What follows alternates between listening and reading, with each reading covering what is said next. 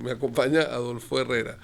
Adolfo Herrera, Cuenca, ¿no? Exactamente. Ok, Adolfo Herrera es, aparte, lo estoy conociendo en este momento. Yo conocí mucho a su papá, que fue director de la Escuela de Comunicación de la Universidad Central de Venezuela. Fue amigo del venezolano, que es otro lugar donde yo trabajo, y trabajó con nosotros en el venezolano algún tiempo.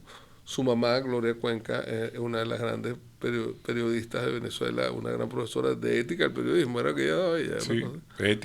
ética y legislación del periodismo. Ética y legislación de periodismo, en la época que en Venezuela había periodismo, porque lamentablemente el periodismo que se ejerce en Venezuela solo se puede ejercer fuera de Venezuela, porque adentro no lo dejan ejercer.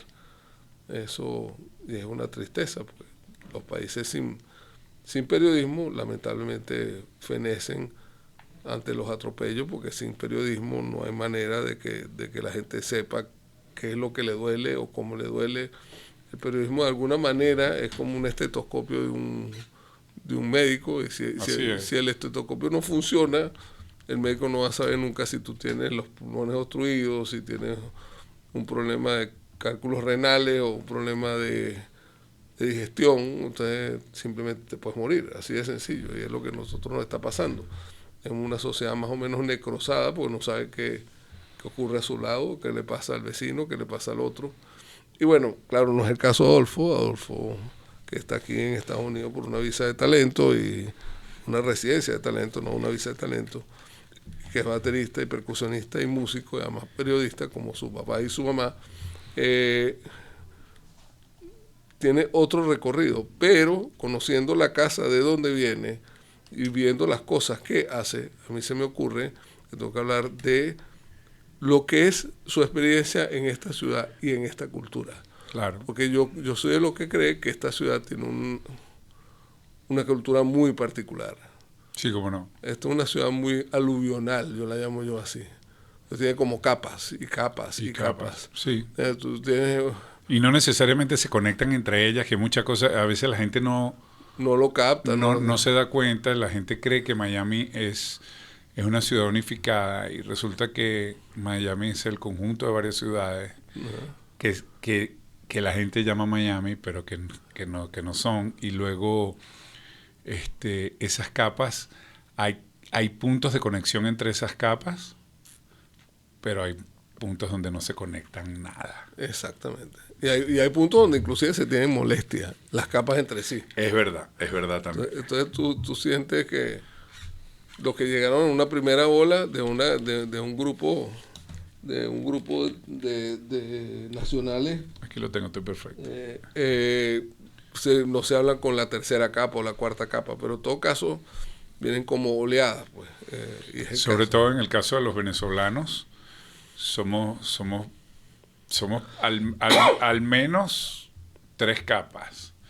En lo que yo he logrado ver, este, tenemos la primera capa, que es lo que yo llamo los visionarios, que son los que Vinieron antes en los 90. sí, lo vinieron en los 90, que digamos, desde 1988, 89, cuando Venezuela empieza a dar los primeros traspiés y cosas, y de repente hasta el año 2000, ¿no? Porque la gente que vio que ganó Hugo Chávez y salió corriendo también están en ese grupo. Y es una gente que llega a un Miami Lo que salieron corriendo por el Caracazo por el de Caracazo, 1987 y por el 4F del 92. el 4F del 92, más la ganada de Hugo Chávez. Que, que digamos que toda esa gente tuvo la visión de lo que podía venir y le hizo caso y se fue. Hay una gente que está muy pegada a eso, hay una gente pero que yo me gusta separarlos, que son los del paro petrolero Sí. en el año ¿Por qué lo 2002. separa? Yo los separo porque o sea, mi hipótesis es que esa gente, aunque sospechó que la cosa que venía era mala, tuvo fe y esperanza y pensó que Era rápido lo que iba a vivir. más que eso es que PDVSA era una institución ejemplar en los 90. Es decir, nadie con dos dedos de frente va a venir a caerle a patadas a esto y va a destruirlo. ¿Entiendes? ¿Qué Bueno, fue lo que ocurrió? Para que nos pongamos en contexto, cuando ocurrió lo que ocurrió con PDVSA, que votaron de un día para otro a 12.000 personas de la industria en televisión. en televisión, con un pito además, Sí. se perdieron algo así como más de 1 millón de horas de experiencia laboral. Una cosa que era una barbaridad. O sea, Fue una cosa devastadora contra toda lógica y contra todo principio inteligente. Y contra la organización que nos permitía sobrevivir como venezolanos, que era la que nos daba el dinero, el petróleo, pues. Claro. Y eso lo acabamos, pero acabamos de manera formal, o sea, no... Claro, una de las cosas más terribles como venezolano es decir, eso lo acabamos, no, eso lo acabaron ellos, yo soy venezolano y ellos son venezolanos, pero yo no acabé, yo nunca hubiera acabado con eso. Exacto. Ese es, digamos, y por eso yo los pongo en otro grupo, a esos emigrantes, porque esa es una gente llena de sentido común. Eso es una gente que dijo, esta gente tú no matas a la gallina de los huevos de oro. No importa lo que no importa el negocio que tú quieras, no importa nada. A una gallina de los huevos de oro, tú no la vas a matar. Eso es como un regalo de Dios. Eso tiende a ocurrir en América Latina. Bueno, le ha pasado a los argentinos. Bueno, le pasó a los nicaragüenses, le claro, pasó a los cubanos. Pero acuérdate también que América Latina, nosotros tenemos una lectura de América Latina desde la política que es distinta a lo que viene siendo el gentilicio, el pueblo y sus capas dentro de la sociedad. Entonces, claro, por eso es que esa ola de migrantes yo la separo, y eso fue una gente que la votaron en televisión y que tuvo que reponerse. Algunos se quedaron, es verdad, pero mucha gente de ahí salieron corriendo a Calgary, salieron corriendo a Arabia Saudita, salieron corriendo a Estados Unidos, salieron corriendo a un montón de lugares. Muchos de ellos, para que tú tengas esa información, fueron perseguidos inclusive afuera. O sea, muchos de ellos de cierto nivel, cuando tenían cierto nivel, de repente, y le pasó a gente que conozco, le tengo una gerencia en Kenia, una gerencia de perforación en Kenia, y de repente le llega una carta, mire, usted no lo tuvimos que rechazar, porque el gobierno de Chávez presionaba a las compañías por nombres específicos. Wow. Entonces, cuando tú ves las cabezas casi ninguno está en petróleo. Los que están, puede ser los que están un poquito más abajo, que hicieron cosas que no tenían que ver, pues, o sea... Claro. Es que fue una hecatombe lo que pasó ahí. No, además, estamos hablando de una de las compañías petroleras más importantes del mundo en su momento, que llegó a ser la quinta petrolera del mundo en su momento, una compañía con tecnología propia, una compañía con patentes propias, todo eso se perdió. O sea, una compañía, por ejemplo, para que tengamos idea, porque aquí hay muchos cubanos que nos oyen, sí. Esa compañía financió todo lo que es el proceso de repotenciación de Cienfuegos y de una serie de refinerías en Cuba, que además ya se los quitaron. Tenía el 49% de la propiedad y ya se los quitaron. Y aparte de eso, reinstalaron la capacidad productora de productos terminados de Cuba, que en algún momento fue también grande. Una compañía que tenía en su mano el complejo de Amoay y Cardón, que en algún momento llegó a ser el complejo refinador más grande del mundo. Y eso ya también se acabó. Y tiene tecnologías como el bitumen del Orinoco, todo lo que era la urimulsión, eso se perdió, esa tecnología. Todos los procesos que tenían ellos de introducir agua a presión de alguna manera para transportar petróleos pesados, eso también se perdieron esas tecnologías. Es una compañía que tenía una capacidad de refinamiento mitad y mitad afuera del país. Por ejemplo, ellos tenían capacidad de refinamiento todavía queda. Con las islas también. Con Cirgo, con Isla, que es una que está en Aruba y Curazao, con la Feba Oil en Alemania y con otra petrolera italiana, no me acuerdo ahorita el nombre. Pero tú tenías, o sea, nosotros tenemos una capacidad de refinamiento de alrededor de 3 millones de barriles. 1,5 millones afuera, que lo mandábamos del mismo petróleo nuestro para que afuera compraban productos terminados de nuestra compañía, y 1,5 millones adentro. Claro. O sea, y ese 1,5 millones era para el mercado. Ahorita, a duras penas, puede producir 250,000 barriles de gasolina. solamente en Venezuela, porque la de Citgo simplemente no puede poner la mano porque la compañía está embargada como 18 veces su valor. Bueno, entonces esto, a los que nos oyen, yo estoy hablando de un grupo de gente que decide irse de Venezuela hace 22 años, cuando viene el paro petrolero y viene esa nefasta cadena pues televisiva en donde los votan. Y luego hay un momento que luego, digamos, a los que me escuchan, yo toda la vida he sido músico, no he sido más que un músico, siempre, digamos, interesado en los temas como la política y las cosas sociales, etcétera. Me crié en una casa, digamos, donde se hablaba de eso todo el tiempo. Y se leía información. Sí. Pero, digamos, también tengo mucho contacto con la gente de a pie. Y digamos, como venezolano, viviendo en Venezuela, habían cosas que eran extrañas. Es decir, cuando hay guerra en el mundo, la economía venezolana se activa. Eso es una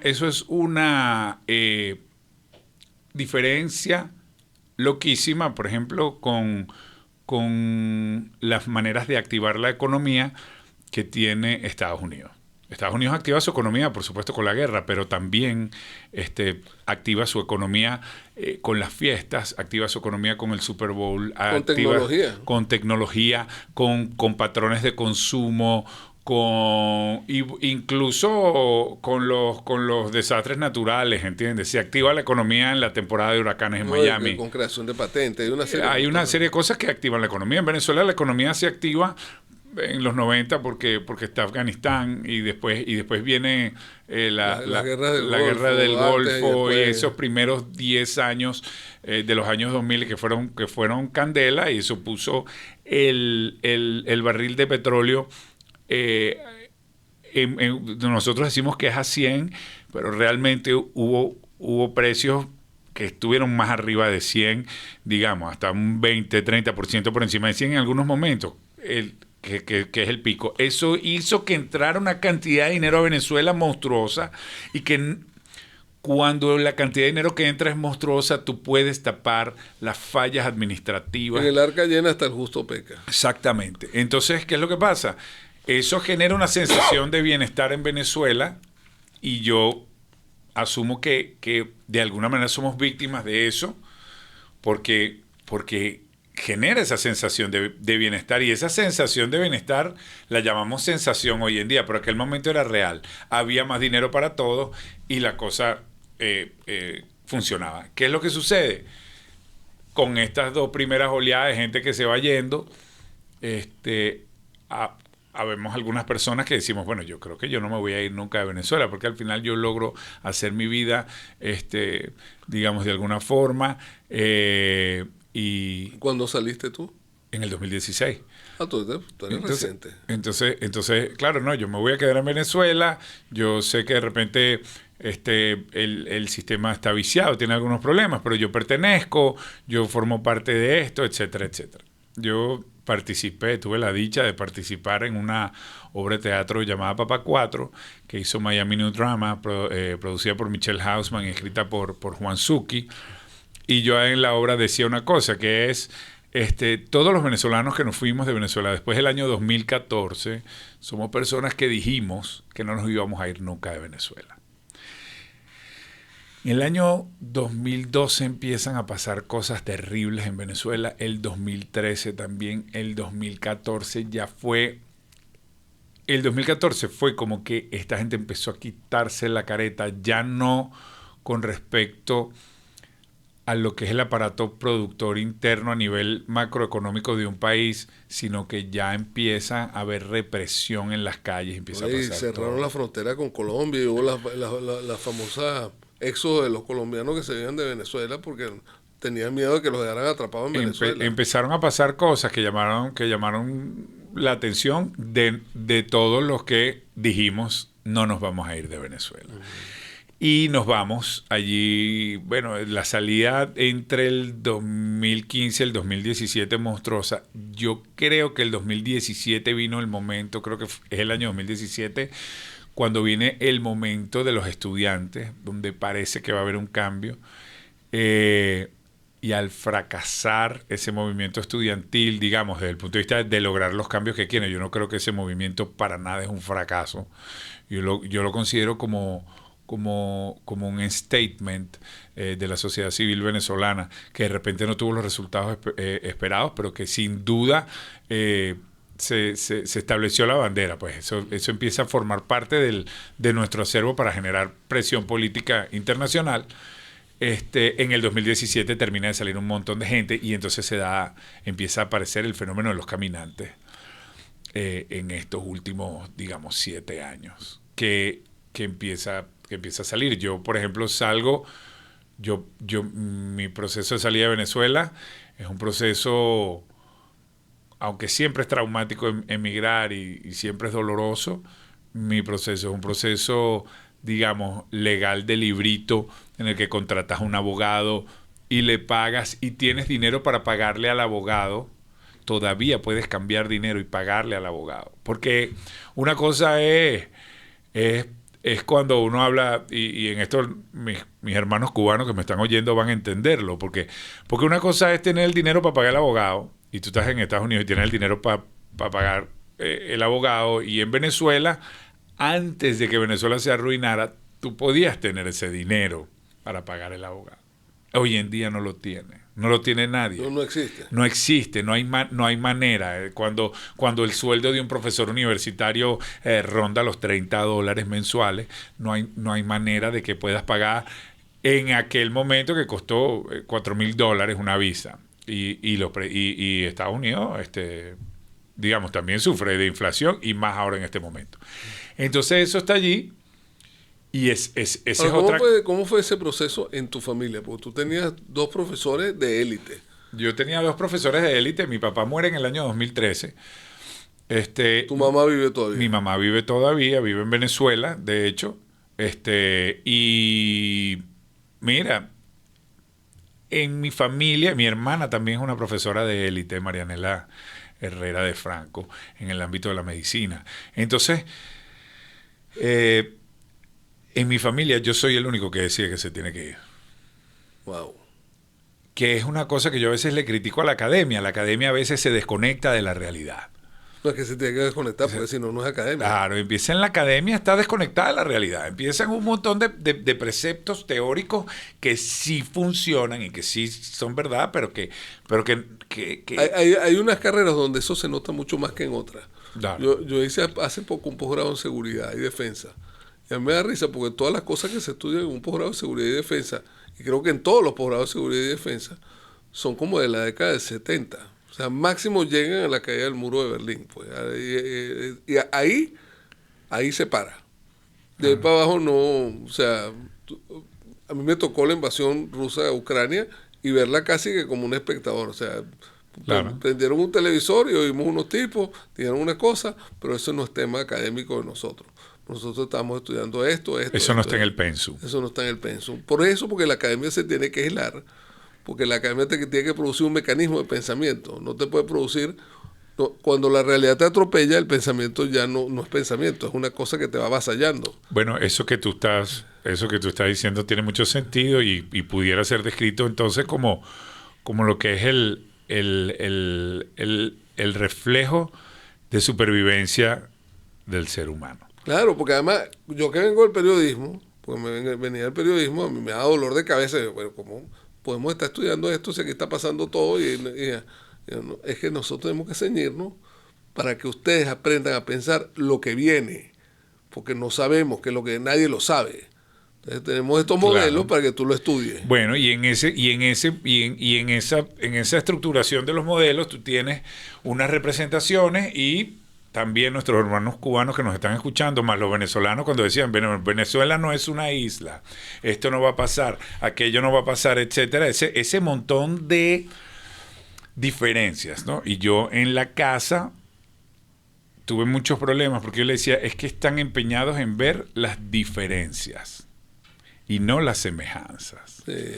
Y yo estoy obsesionado con las semejanzas. No con la diferencia. No con las diferencias. Yo estoy obsesionado con las semejanzas.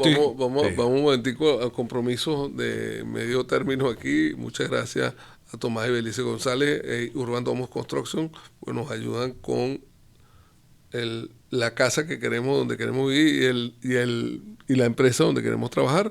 Y a los amigos de Doral Fitness aquí en Doral, pues nos ayudan a lucir bien por fuera y por dentro. Gracias, Julio.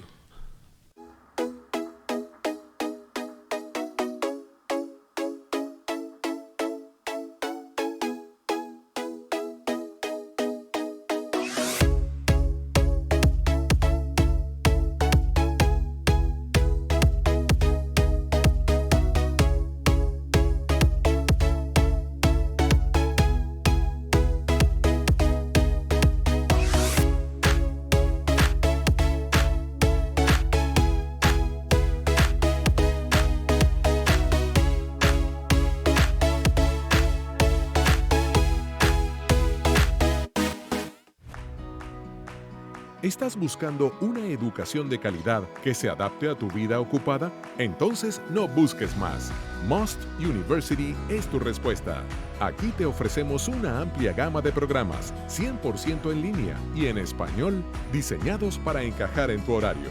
Nuestros cursos son flexibles y accesibles desde cualquier lugar. Aprende a tu propio ritmo con Must University.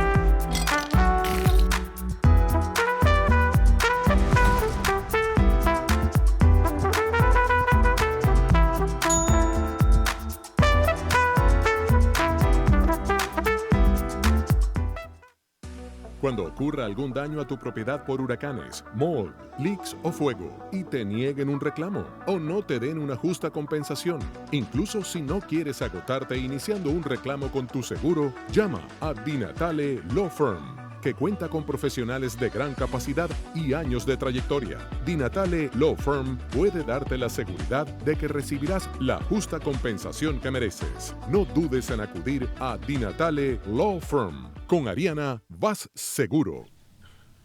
Yo soy José Hernández, esto es The Nation, me acompaña Adolfo Herrera y estamos hablando de las diferencias y de las semejanzas y de todo el tema que tenemos enfrente de cómo estamos manejando la situación en esta ciudad aluvional y de capas que es Miami, que además tiene una riqueza cultural bárbara y uno no la consigue a flor de piel, pero está ahí. Está ahí.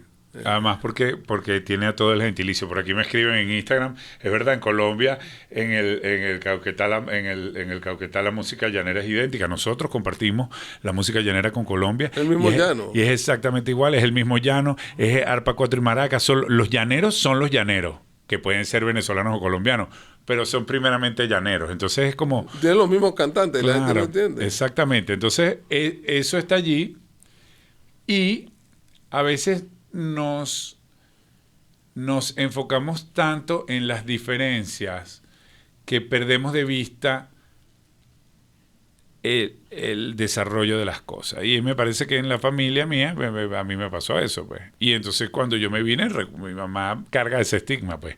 Yo te dije que era un error que te fuera y al año y medio me llamó a decirme, no, tú tenías razón en irte, no sé qué cosa. ¿Tú te viniste cuándo? En el año 2016. Yo me vine solo. Yo me vine solo porque mi esposa no se quería venir tampoco. Yo me vine con una visa de artista O1.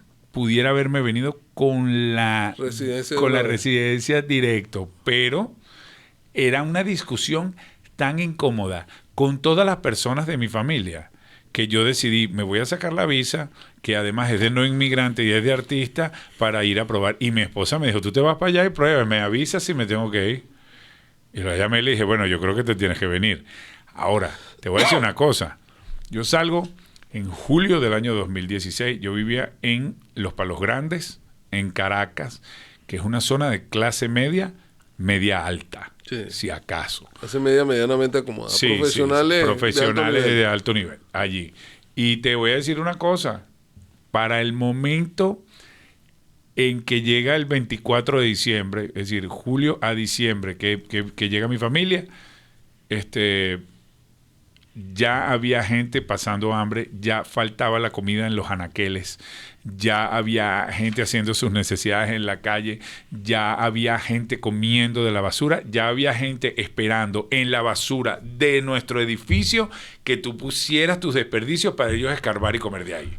Hay muy pocas películas que retratan de alguna manera contundente y clara lo que pasa en una guerra. Una de esas películas para mí es El pianista.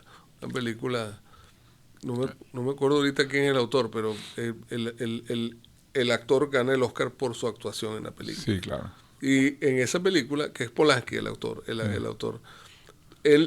actor, en cada movimiento de la película entra a un escenario cada vez peor, cada vez peor, cada vez peor. Cuando llega al final de la película, llega a una ciudad que no existe. La ciudad no hay nada parado. No hay nada. No hay nada. Entonces, yo creo que a nosotros, yo no lo entiendo porque no lo vi, pero tú lo puedes haber entendido porque sí lo viste. Claro. A nosotros nos pasa algo de eso. Nos pasa algo de eso totalmente y negados a verlo viéndolo. No sé cómo explicártelo. Negándolo, es una negación. Tú lo estás negando, tú estás allí, pero tú te niegas a verlo. Y tú te aferras de cualquier pequeña cosa que te den para sobrevivir emocionalmente. Y cambian las conversaciones. Las conversaciones, por ejemplo, se vuelven, ¿dónde vamos a conseguir el papel toalé? Por ejemplo, cuando yo me vine, ahorita... ¿Cómo es que se llamaba? Ajá, cuando yo me vine había la crisis de abastecimiento y aparecieron unos que yo me gusta llamarlos emprendedores informales, sí, que llamaban los bachaqueros. Los bachaqueros. Que era una gente que no sé cómo, por algún contacto, conseguía el material como si fuera en Costco, ¿no? Una cosa que para nosotros es normal, sí, ir a Costco y comprar, claro, y dame esta cantidad de papel toalé. Bueno, en Venezuela tú no comprabas así, siempre comprabas lo que más comprabas el paquete de 8 rollos. Pero se empezó a conseguir eso y yo vengo de vivir eso y el contacto con el bachaquero. Y el bachaquero se convierte en una persona fundamental en la sociedad porque es quien te provee a ti cosas fundamentales.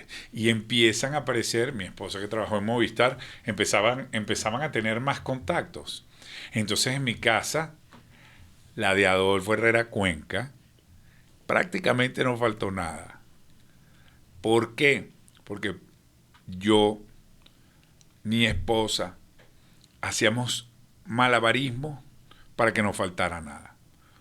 Pero eso es una de las razones, yo siempre he hecho broma, ¿no? Porque los que no nos conocen, los Herreras somos personas, somos grandes, yo soy una persona de 6 pies. ¿Y ustedes son altotes? Sí, 6 pies y 3 pulgadas y peso 300 libras. ¿Y tu mamá y tu papá son grandes? Sí, mi papá y mi mamá son grandes, entonces mis hijos también son grandes. Ajá. Y yo lo que le decía a mi esposa, nos tenemos que ir, porque cuando estos muchachos lleguen a la pubertad y empiecen a comer como comen los adolescentes, yo no puedo estar en un país que no tenga comida.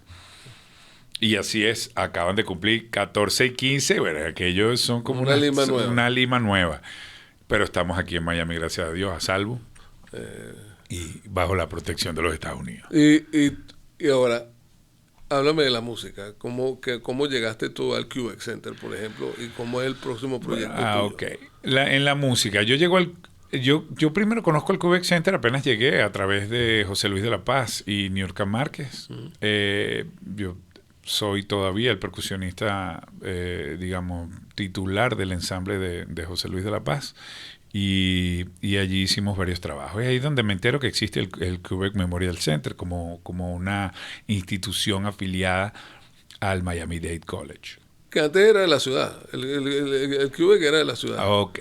Ahora es de Miami-Dade College o funciona con ellos, ¿no? En una época que el Miami-Dade College fue dominando parte de la ciudad poco a poco. Sí, sí. Entonces se tomó la calle 8 y enfrente de la calle 8 está el QX Center, dame acá también y ahí vamos. Así es. Y entonces, bueno, con el pasar de los años, mi querida amiga Belén Castres empezó a trabajar en el Quebec. Belén conoce mi trabajo y hay un ciclo que se llama Discover, que es la portada de los discos, el lanzamiento de los discos. Incluso la figura del disco es una cosa rara porque no existe ya. Sí, no existe. Entonces es como...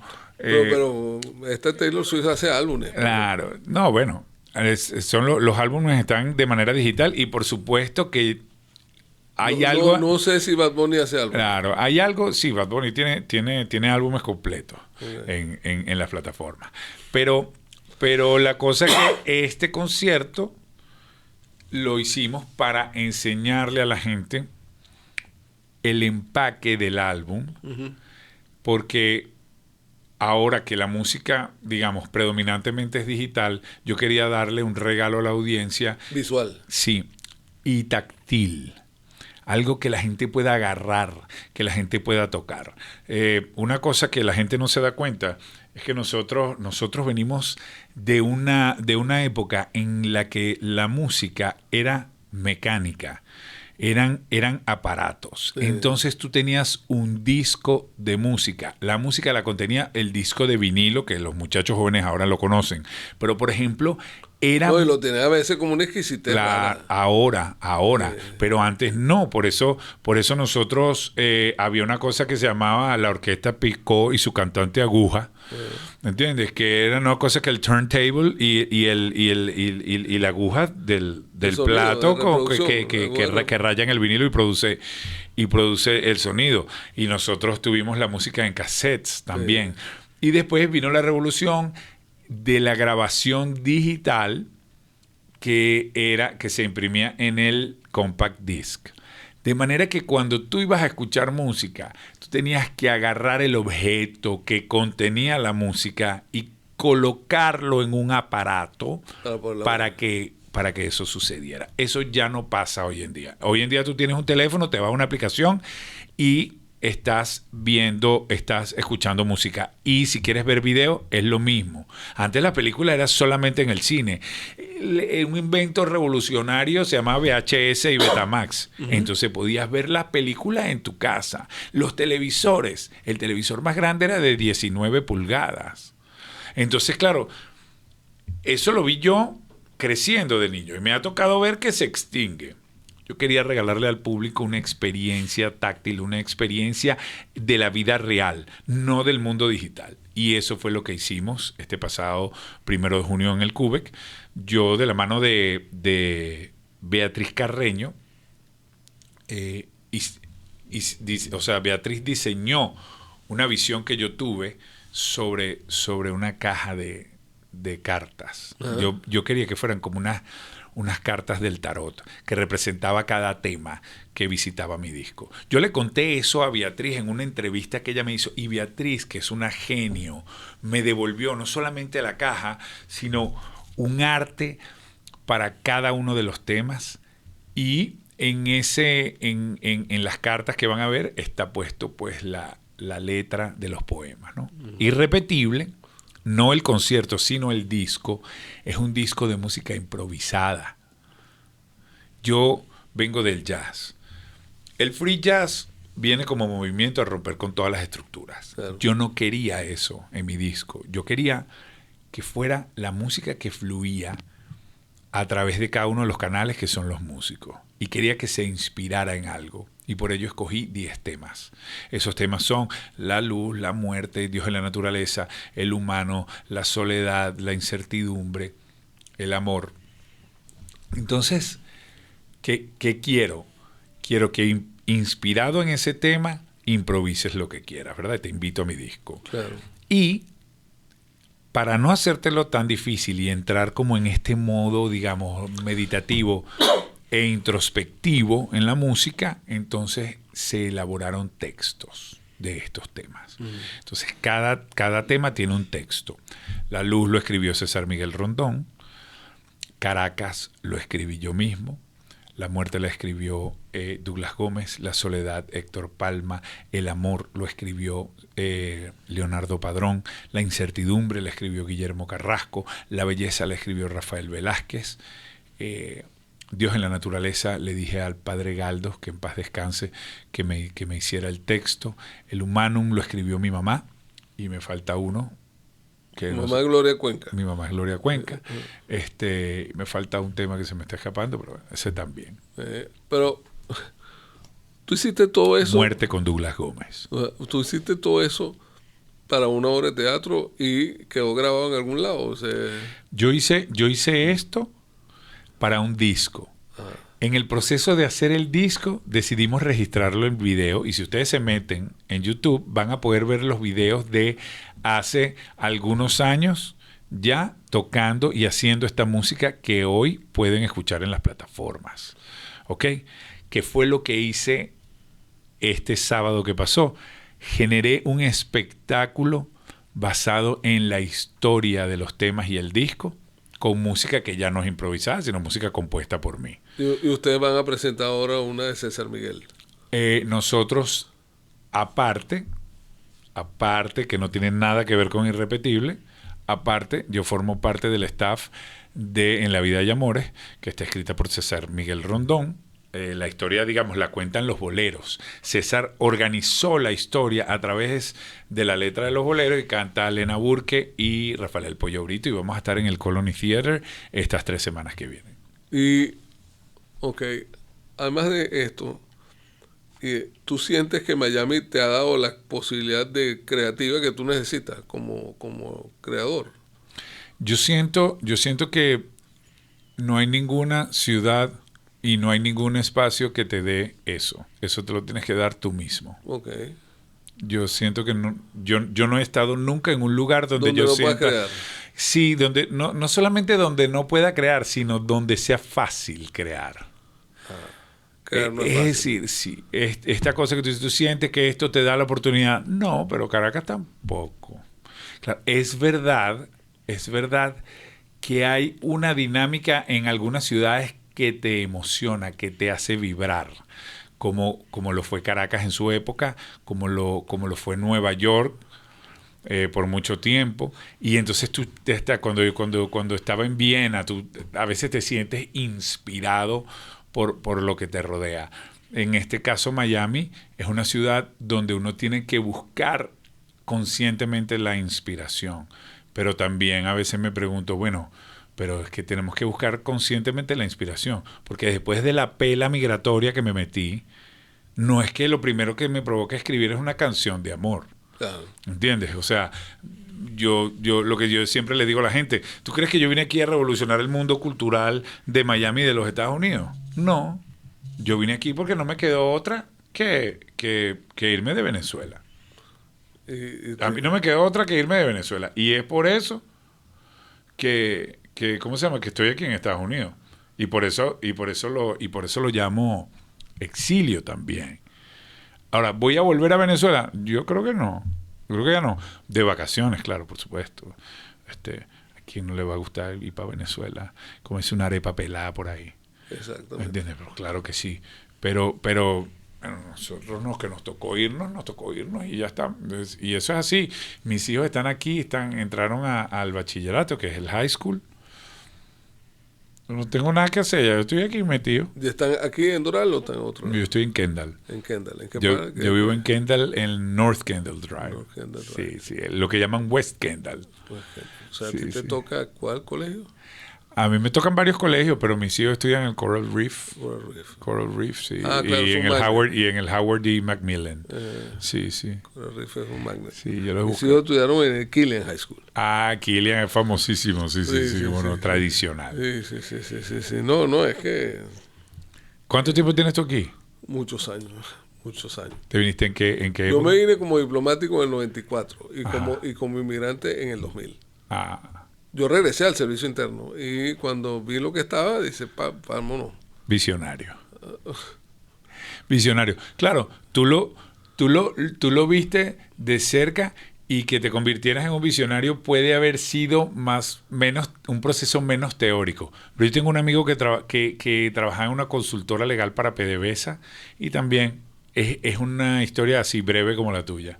¿Sabes? Yo pasé 10 meses en Venezuela. Volví, y cuando tuvimos la primera reunión con la nueva junta directiva de PDVSA y vi cómo funcionaba eso, supe que se había acabado. Bueno. Solo de verlo, supe que no. Y ya que no se podía hacer no se nada. podía hacer nada. Bueno, yo volví al servicio interno yo llegué a trabajar con el presidente de la República, pues yo venía del servicio exterior, y me di cuenta, mira, esto va mal. Y además, un amigo, periodista, por cierto, tu mamá y tu papá lo debieron haber conocido, William Ojeda. Claro, William. En un restaurante me dijo, a ti te van a secuestrar el hijo porque tú no quieres, porque tú, cuando venga un narcotraficante a querer hablar con el presidente de la República, tú le vas a decir que no. Claro. Pero bueno, yo no tengo nada que ver con pero eso. ¿cómo llegamos hasta aquí? O sea, ¿cómo llegamos a esta amenaza si más bien el deber ser del periodista es informar y ser objetivo? Exactamente. Yo decía, pero ¿cómo llegué yo aquí? Explícame eso. Y bueno, le di las gracias, me volteé, además te cargaba a mi hijo al lado, me volteé, me llamé a mi muchacho, y la señora, que en aquel momento estaba bastante atacada con regresarse porque no le cuadraba nada, porque no cuadraba nada, digo, tú tienes razón. Y a los 3 meses estábamos aquí. Yo duré 10 meses en Venezuela. Yo llegué hasta el perro, yo llegué todo. O sea, y a los 3 meses, a los 10 meses, vendimos el apartamento, todo, y nos vinimos de regreso. Y lo que es doloroso, pero también, bueno, es importante compartirlo porque es la historia de todos. Todo el mundo tiene esa historia, ese golpe, ese trauma, mayor o menor. Yo era un funcionario del Estado, yo era diplomático. Y además es una carrera dorada en la burocracia. Yo iba muy bien, a mí me iba bien, no me iba a quejar. Claro. Trabajaba con el presidente de la República, le hacía protocolo al presidente de la República. Pues. Porque en ese momento era Caldera. No, Chávez. Cuando regresaste, trabajaste directamente con Chávez. No, y antes cuando fui director de información de la Cancillería. Ajá. Y trabajé con Carlos Andrés, trabajé con Ramón Velázquez y con Caldera. Caldera, claro.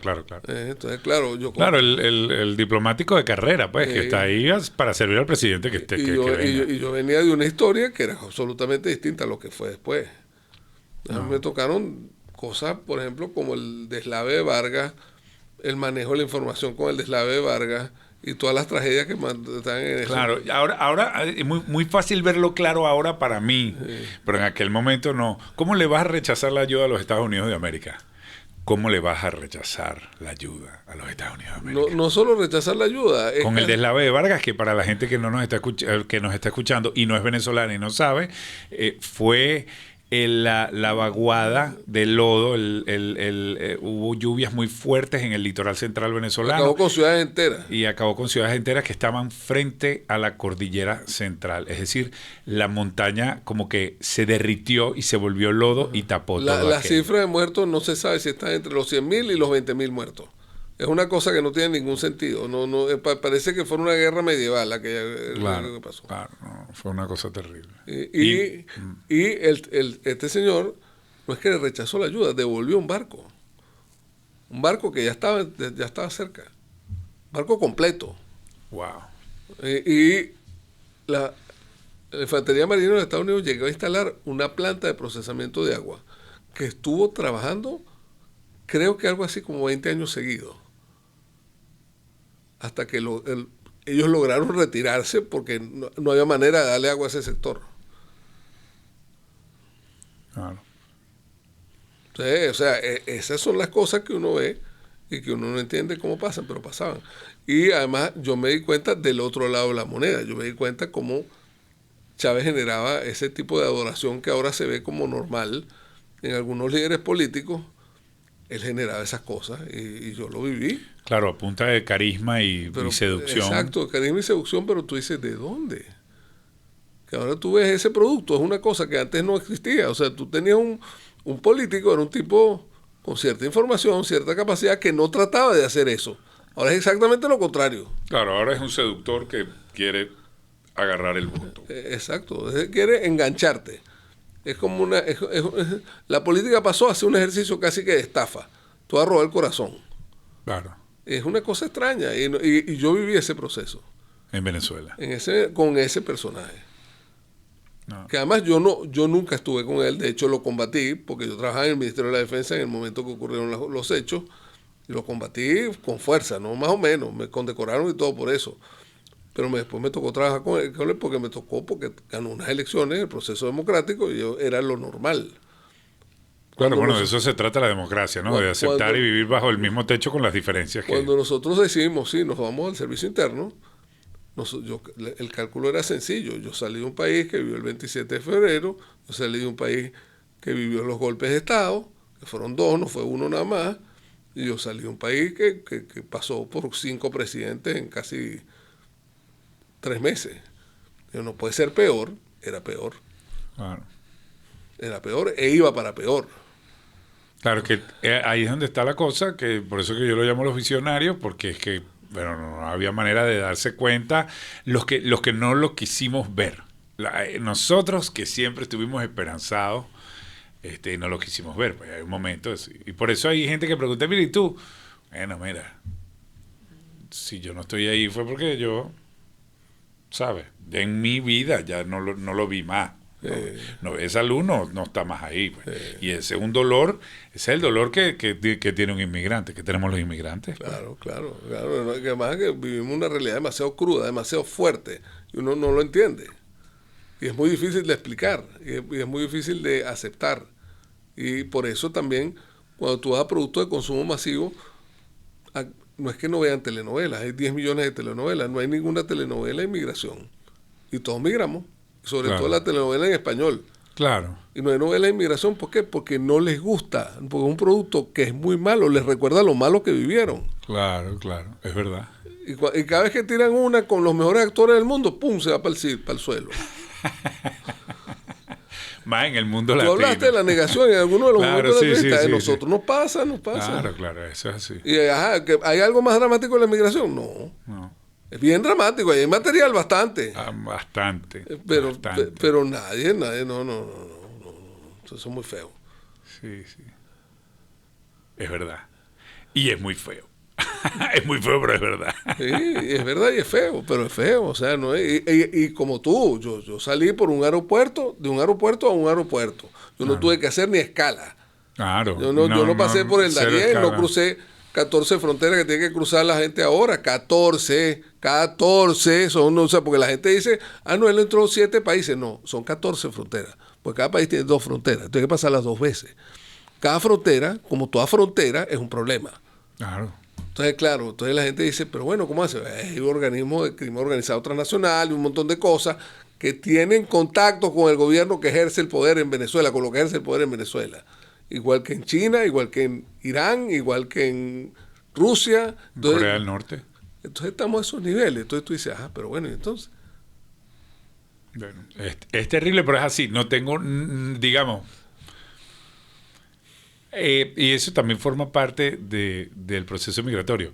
Cuando tú te encuentras frente al hecho en sí mismo y no tienes nada que objetarle.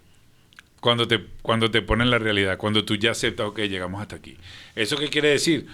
Bueno, cada quien vive el proceso como le toca vivir, pues. Pero en mi caso es cuando tú aceptas esa realidad que confieso aquí en este programa, pues, ¿entiendes? Por años me la negué, por años dije que no.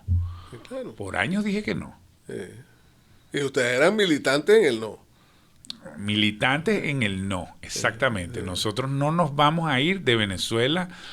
Y hay gente que me dice, ¿en qué momento yo dejé de hablar contigo? ¿En qué momento cambió la cosa? Bueno, la cosa, yo no sé, o sea, hubo varias cosas que te van pasando el switch cuando estás en esa posición. Pero para que nuestros oyentes se den una idea de cómo era mi familia no estaba de acuerdo con estudiar el pregrado fuera de Venezuela porque te desconectaba las raíces del país. Así de venezolanos éramos. Así de arraigados estábamos. No, y había familias de ese tipo que mandaban al hijo a estudiar el bachillerato, la parte alta del bachillerato afuera, para que aprendiera el idioma, volviera a estudiar el pregrado en Venezuela y quizá el posgrado afuera. Pero el pregrado tenía que hacerlo en Venezuela. Porque era donde te encajabas. Sí, exactamente. Donde terminabas de cuadrar con la sociedad. Sí. Bueno, muchas gracias, Adolfo. Gracias por tenerme aquí. Lo disfruté mucho. Gracias, don Julio. Muchas gracias a los amigos de Urban Domus, Tomás y Belice, que los ayuda a construir su casa por dentro y su compañía también para que haga realidad sus sueños, y a los amigos de Doral Fitness, Roberto Soto y Virgilio Núñez, que los ayudan a verse bien por fuera y por dentro. Muchas gracias, Julio. Muchas gracias, Doral Voice. Este es The Nation. Yo soy José. En tiempos difíciles, una celebración puede ser bien costosa. Eternity